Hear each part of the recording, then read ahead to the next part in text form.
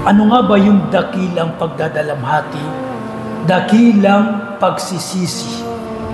Inilarawan din sa atin ng Rasulullah sallallahu alaihi wasallam yung sobra at higit na pagdadalamhati bilang paglalarawan sa mga tagpo sa araw ng paghukom.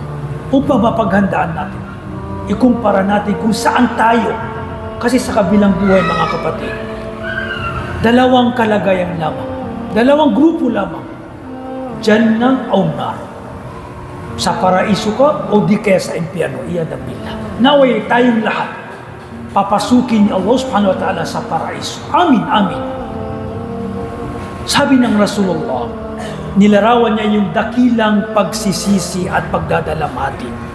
Sabi ng Rasulullah, kapag nahatulan na yung mga mananahanan sa paraiso, nakapasok na sila sa paraiso, at habang buhay silang magsasaya sa paraiso, lahat biyaya, gantimpala bilang gantimpala sa mga mabubuti nilang nagawa dito sa mundo. At kapag yung mga tao, mga nilalang, jin man o mga tao, ay nahatulan ng panghabang buhay sa impyerno, at sila ay higit na magsisisi, iiyak, sasabihin o di kaya darating yuja'u bil maut. Sa oras na ito, pangyarihin ni Allah subhanahu wa ta'ala na ang kamatayan ay mag-aanyong parang isang kambing, at ilalagay sa pagitan ng paraiso at pagitan ng impyerno. At saka tatawagin yung mga pinaparusahan sa impyerno, ya ahlan nar, o kayong mga tao sa impyerno, kilala nyo ba itong kambing na ito? At pangyarihin ni Allah na makikilala nila. Sasabihin nila, yan po ang kamatayan. Pagkaraan iutos ni Allah subhanahu wa ta'ala, na katayin ang kambing na ito. Pagkaraan, kapag nakatay ang kambing na ito, ay isisigaw din sa mga tao sa impyerno, ya ahlan nar, khuludun fala maut. Subhanallah.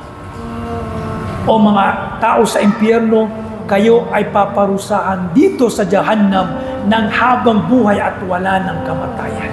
Pagkaraan binasa ng Rasulullah yung aya na ito, wa anzirhum yawmal hasra, magbigay ka ng babala sa kanila hinggil sa araw ng pagdadalamhati, pagsisisi. At pinagtuloy ng Rasulullah, wayazdad ahlun nari huznan ila huznihim, madadagdagan ng pagdadalamhati, pagsisisi ang mga tao sa impyerno dahil natiyak nila na subhanallah, habang buhay silang sinusunog at panggatong sa impyerno apoy.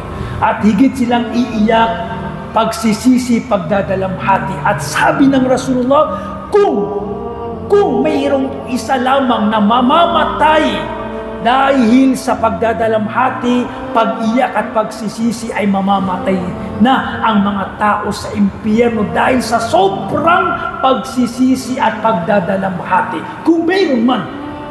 Kung mayroon man na mamamatay sa pagsisisi, ay tiyak na sigurado yung mga mararamdaman ng mga tao sa impyerno pagdadalamhati, higit sila na sila ang makakaranas ng kamatayan. Pero subhanallah, ipagkakait sa kanila ni Allah ang kamatayan. Walang kamatayan.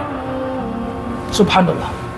Araw-araw silang pinaparusahan, sinusunog sa impyerno, iyadam billah.